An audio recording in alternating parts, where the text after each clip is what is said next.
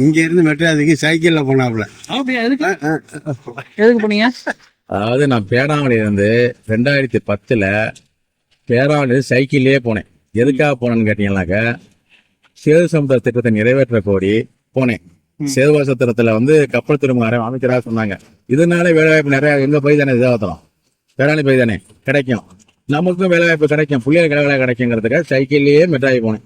போய் சாலையில பார்த்தேன். ஆமா, அன்னைக்கு அவர் துணை முதலமைச்சர் தான். அன்னைக்கு அவர் நான் இப்போ சந்திச்ச அன்னைக்கு காலமே சந்திச்ச அன்னைக்கு மானிய கோரிக்கை, உள்ளாட்சித்துறை மானிய கோரிக்கை நடந்துகிட்டு இருந்துச்சு. அந்த காலமும் அதே 5 நிமிடம் டைம் ஒதுக்கி கொடுத்தாங்க. அவரை நேராக சந்திச்சேன். சால்வா போட்டாரு. இது பேப்பர்லையும் டிவிலாம் வந்துச்சு. உங்க பேர் என்ன? ராஜேந்திரன். 2010. ஆமா, நான் 40 ஆண்டு காலமா கிளைச்சலரா தொடர்ந்து இருக்கிறேன்.